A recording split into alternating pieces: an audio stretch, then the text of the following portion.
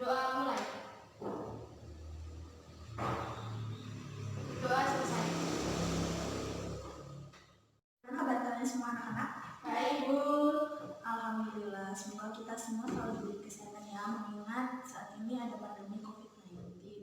Dan kalian semua harus selalu menjaga kesehatan dan kebersihan ya, agar kalian tetap semangat dalam belajar. Kali ini Ibu akan membahas mengenai kas kecil.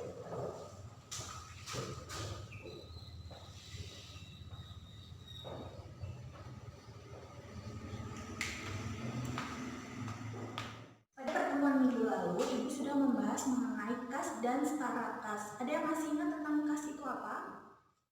Saya, Bu. Baik, silakan Sabrina dijelaskan apa itu kas.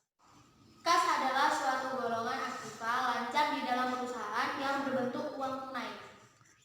Ya, benar Sabrina, jadi kas itu merupakan golongan aktiva lancar dalam suatu perusahaan yang berbentuk uang tunai. Paham ya anak-anak? Selanjutnya, Ibu akan menjelaskan mengenai kas kecil. Jadi, pengertian dari kas kecil itu adalah dana yang dikeluarkan oleh perusahaan yang jumlahnya relatif kecil dan tidak wajar apabila menggunakan cek. Jadi, sudah paham ya anak-anak mengenai pengertian kas kecil itu apa? Paham, Bu. Konsep lebih mudahnya mengenai kas kecil itu kita gambarkan dalam suatu perusahaan. Nah, perusahaan itu menyimpan sebuah dana. Dananya itu bisa disimpan dalam kas di tangan maupun kas di bank. Kalau kas yang disimpan di perusahaan atau kas di tangan, itu biasanya disimpan di dalam berangkas. Dalam menjalankan kegiatan operasional perusahaannya itu pasti terdapat pengeluaran-pengeluaran yang biasanya itu mendadak. Contohnya untuk kegiatan fotokopi, membeli peralatan-peralatan yang biasanya itu jumlahnya relatif kecil. Nah, hal ini tidak mungkin kan kalau kita harus bolak-balik mengambil uang di berangkas. Makanya kita menggunakan kas kecil ini sebagai alternatif untuk dijadikan sebagai pengeluaran-pengeluaran yang relatif kecil jumlahnya. Di perusahaan itu terdapat 3 kas ya. Kas yang pertama yaitu kas di tangan atau yang terdapat di berangkas tadi ya. Lalu yang kedua kas di bank. Dan yang terakhir yaitu kas kecil itu sendiri.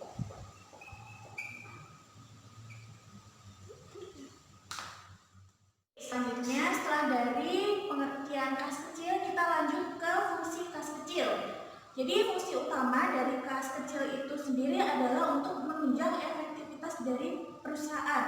Nah, karena tidak memungkinkan ya perusahaan itu harus bolak-balik mengambil uang dari berangkas atau menggunakan cek yang itu tidak wajar ya untuk pengeluaran kecil. Fungsi utamanya kan untuk menunjang efektivitas aktivitas perusahaan. Nah, jadi fungsinya yang pertama yaitu untuk melakukan pembayaran yang nominalnya kecil.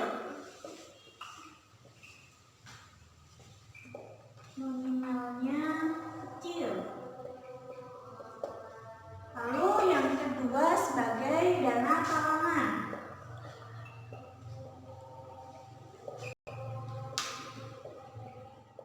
Yang ketiga sebagai dana langsung yang tidak efektif apabila menggunakan cek. Lalu yang keempat yaitu untuk mempercepat proses pembayaran.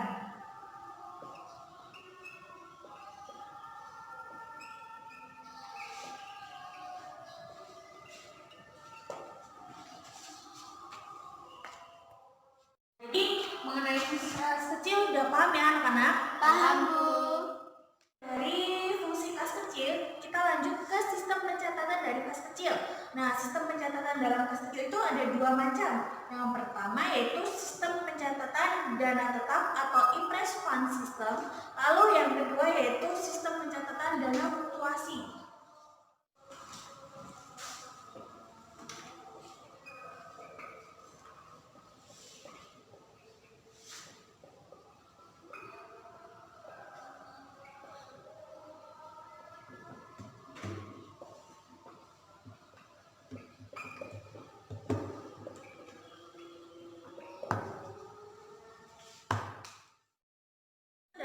kas kecil ini mekanismenya kas kecil dipertahankan tetap, dananya itu dipertahankan secara tetap. Pada awalnya dibentuk dana kas kecil dengan jumlah tertentu. Nah, setiap ada pengeluaran akan dibuat bukti pengeluaran tetapi tidak dibuat jurnal. Nah, kas itu sudah mulai habis, maka akan dilakukan pengisian atau penggantian dana yang telah dipakai. Saat melakukan pengisian dana kas kecil ini akan dibuat jurnal dengan pengeluaran tersebut mengurangi kas perusahaan atau kas di tangan ini. Jadi pengisian kas kecil ini akan mengurangi kas perusahaan. Penggantian saldo kas kecil ini, maka kas kecil akan kembali sesuai jumlah yang telah ditetapkan sebelumnya. Jadi penggantiannya itu tidak didasarkan pada jumlah yang terpakai, tetapi sering ditetapkan sejumlah tertentu. Misalnya pada awal pertama kali dibentuk kas kecil itu sebesar 5 juta. Jadi setiap bulan ditambahkan dana sejumlah nilai sama tanpa memperhatikan jumlah dana yang terpakai. Jadi akibatnya saldo kas kecil itu selalu berubah-ubah. Sistem pencatatan pada kas kecil itu ada dua ya, yaitu sistem dana tetap dan sistem dana fluktuasi. Tapi pada pertemuan kali ini kita hanya akan membahas mengenai pencatatan pada sistem dana tetap saja. Paham ya anak-anak mengenai sistem pencatatan dari kas kecil itu sendiri? Selanjutnya kita akan membahas mengenai pencatatan kas kecil sistem dana tetap. Ada 3 prosedur dalam pencatatan kas kecil dengan sistem dana tetap ini. Yang pertama yaitu pembentukan kas kecil, lalu yang kedua yaitu pembayaran dengan kas kecil, lalu yang ketiga yaitu pengisian kembali kas kecil. Pertama yaitu mengenai pembentukan kas kecil. Jadi hal yang paling penting dalam pembentukan kas kecil ini yang pertama yaitu biasanya jumlah dana dalam kas kecil ini ditaksir dengan memperhitungkan kebutuhan untuk 3 minggu atau 4 minggu. Lalu memberikan estimasi kepada bendahara, kemudian bendahara menarik cek dan memberikannya kepada pemegang kas kecil.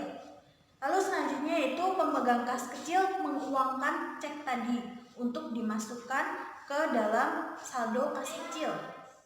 Terus selanjutnya yaitu pembayaran dengan kas kecil.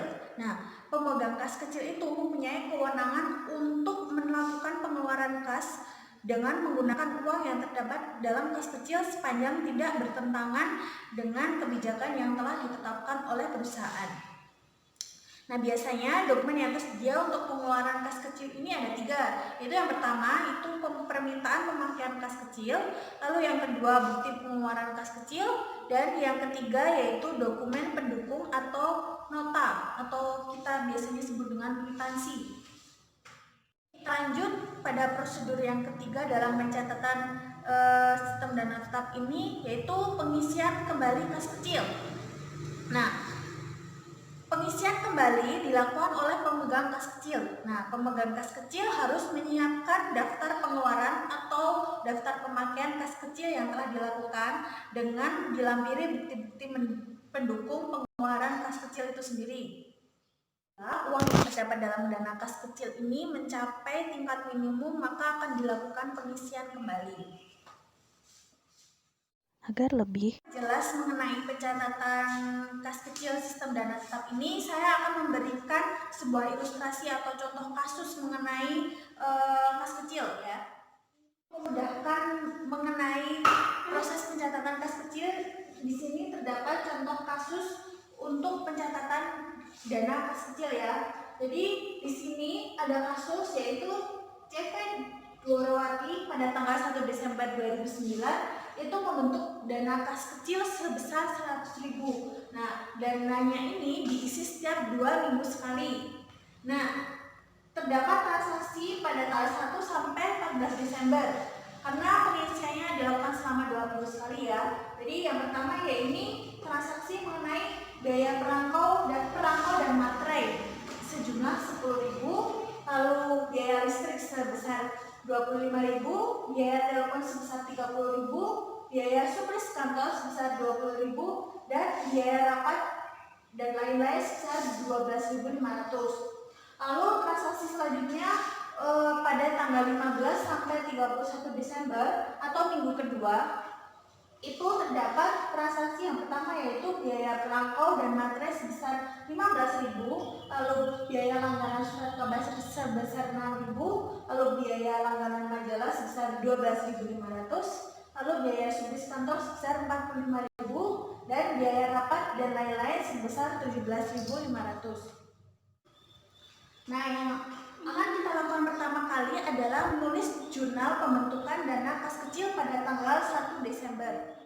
Kita akan menulis jurnal pembentukan dana kas kecil pada tanggal 1 Desember ya.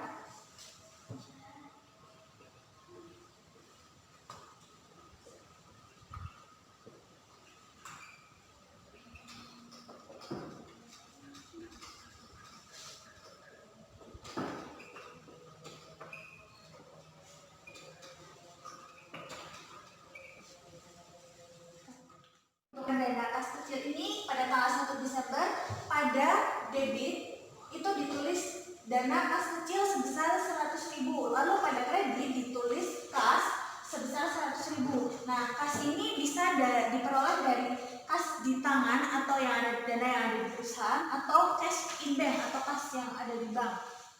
Yang tadi kan ada transaksi dari tanggal 1 sampai 14 Desember. Nah, transaksi pada tanggal 1 sampai 14 Desember itu tidak di jurnal ya. Catatan jurnal transaksi dari tanggal 1 sampai 14 Desember ini dilakukan pada saat pengisian kembali pada tanggal 15 Desember.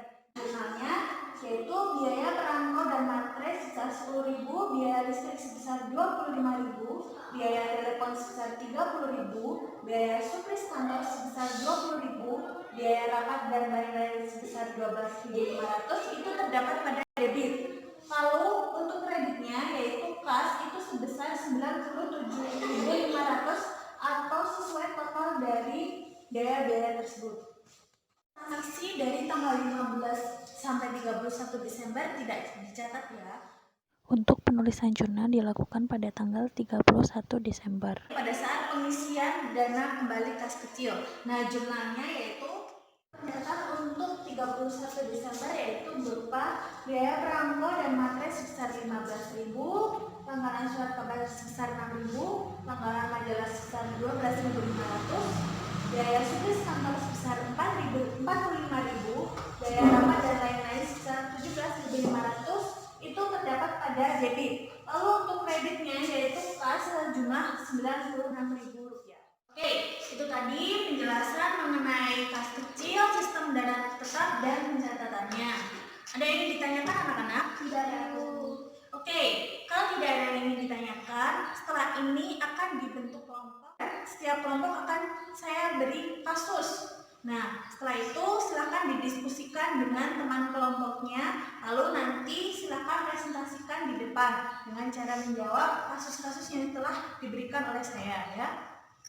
Karena sudah ada yang selesai mengerjakan kasusnya? Sudah, Bu. Oke, ada yang mau maju untuk mengerjakan di depan? Saya, Bu.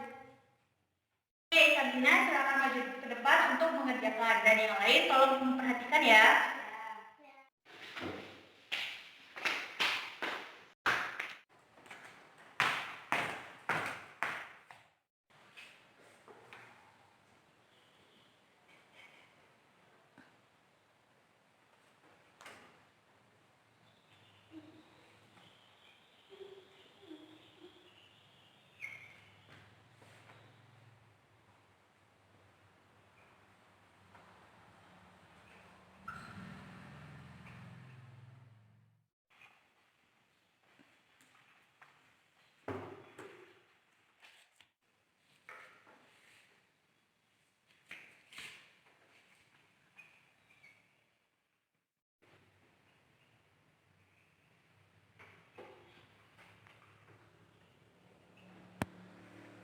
Sudah, Bu.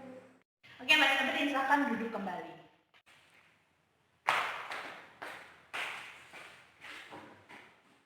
Ini jawaban dari Sabrina, apakah sudah benar anak-anak? Oke, udah paham ya semuanya ya? Kita beri applause dulu untuk Sabrina. Dari hari ini ada yang bisa menyimpulkan mengenai pengertian kas kecil, fungsi kas kecil, lalu metode pencatatannya dan proses pencatatan dari kas kecil itu sendiri? Saya, Bu. Oke, silakan Regina. Kas kecil merupakan dana yang dikeluarkan perusahaan yang jumlahnya relatif kecil dan tidak wajar apabila menggunakan cash. Fungsi utamanya untuk mengefektifkan aktivitas perusahaan. Metode pencatatannya ada dua, yaitu sistem dana tetap dan sistem dana fluktuasi. Proses pencatatan kas kecil sistem dana tetap. Yang pertama, pembentukan kas kecil, pembayaran dengan kas kecil, pengisian kembali kas kecil. Oke, bagus sekali ya. Jadi sudah paham ya semuanya anak-anak di sini? Oke, sekian pembelajaran mengenai materi hari ini. Tolong ya nanti dipelajari kembali di rumah, lalu minggu depan kita ketemu lagi untuk membahas materi selanjutnya. Sebagai latihan nanti kalian mengerjakan tugas di halaman 15 ya anak-anak. Ya, Bu. Dan diakhiri, mari kita berdoa terlebih dahulu. Untuk ketua kelas silakan memimpin doanya ya. Duduk siap, berdoa. Mulai. Berdoa selesai. Pembelajaran pada hari ini jangan lupa untuk dikerjakan latihannya ya. Selamat pagi. Wassalamualaikum warahmatullahi wabarakatuh.